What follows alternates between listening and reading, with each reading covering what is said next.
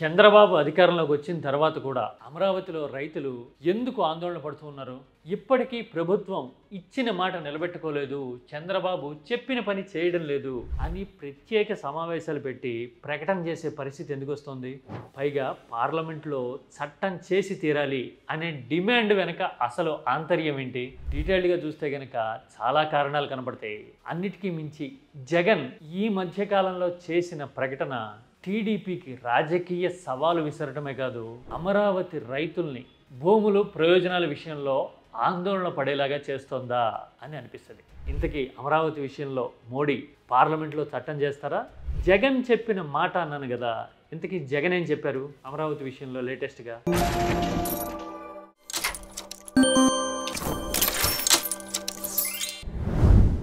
అమరావతి ఐకాస ప్రత్యేకంగా సమావేశాలు పెట్టి మరి ప్రభుత్వం మీద ఒత్తిడి తెచ్చేందుకు ట్రై చేస్తూ ఉంది. ఎన్నికల ముందు చాలా హామీలు ఇచ్చారు.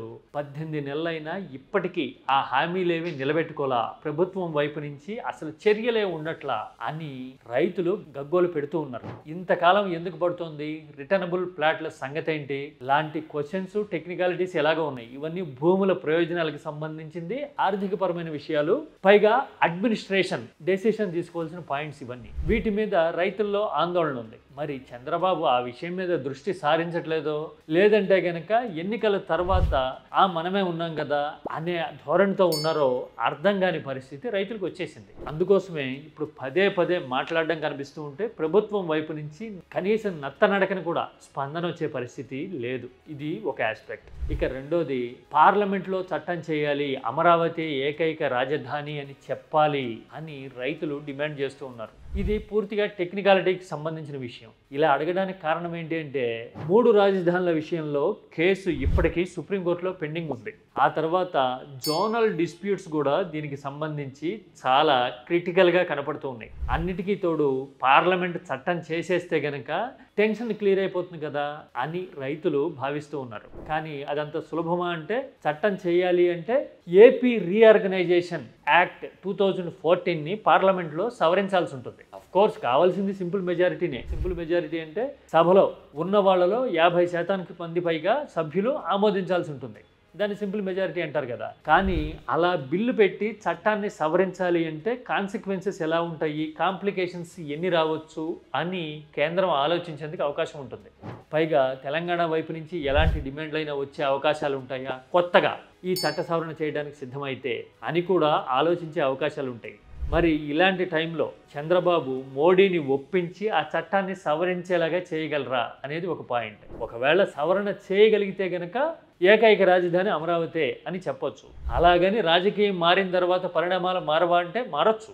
ఏముంది, శాసన వ్యవస్థ రాజధాని ఇక్కడే ఉంటుంది, కానీ వైజాగ్ నుంచి పని చేసేందుకు సిద్ధం అని జగన్ ఆల్రెడీ ఇంతకు ముందు చెప్పున్నారు కదా. ఒకవేళ వైసీపీ వస్తే అప్పుడు డెసిషన్ ఎలా తీసుకుంటారు అనేది we have to wait and watch. కానీ టెక్నికల్గా రాజ్యాంగబద్ధమైన సపోర్ట్ కోసం రైతులు ఇది అడుగుతూ ఉన్నారు, పార్లమెంట్ చట్టం చేయాలి అని. మరి చంద్రబాబు చేయించగలరా, మోడీ ఎలా ఆలోచిస్తారు అనేది ఇక్కడ కీలకం. ఎందుకంటే అమరావతి విషయంలో మోడీ 2019కు ముందు ఒకసారి శంకుస్థాపన చేశారు, పనులు రీస్టార్ట్ అవుతుంటే మళ్ళీ వచ్చారు. కానీ నడి మధ్యలో ఉన్న పీరియడ్లో కేంద్రం వైపు నుంచి వెయిట్ అండ్ వాచ్ మోడే కదా ఉంది.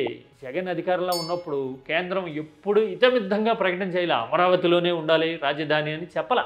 అమిత్ షా లాంటి వాళ్ళు 1-2 సార్లు సిచ్యువేషన్ వచ్చినప్పుడు అమరావతికే సపోర్ట్ అని అన్నారు, కానీ అది రాజకీయపరమైన ప్రకటన, కేంద్రం వైపు నుంచి వచ్చిన విధానపరమైన ప్రకటన కాదు కదా. పైగా కోర్టుల్లోనూ ప్రకటనలోనూ కేంద్రం అధికారికంగా ఎప్పుడు అది రాష్ట్ర పరిధిలో విషయం అని చెప్తూ వచ్చింది. మరి ఇలాంటి టైంలో కేంద్రం రాజకీయంగా ఒక విధానాన్ని ఖరారు చేసుకుని పార్లమెంట్లో చట్టం చేయగలదా, చేస్తుందా, చేస్తే ఎప్పుడు అనేది ఒక పాయింట్. ఇక ఆ తర్వాత జగన్ ఈ మధ్యన చేసిన ప్రకటన అమరావతి రైతుల్లోనూ అక్కడ భూములు, ఆర్థిక వ్యవహారాల మీద ఆశలు పెట్టుకున్న వాళ్ళ మీద తీవ్ర ప్రభావం చూపిస్తోంది అని మొదట్లో చెప్పా కదా. అదేంటో తెలుసా? చాలా మంది ఓవర్లుక్ అయి ఉంటారు.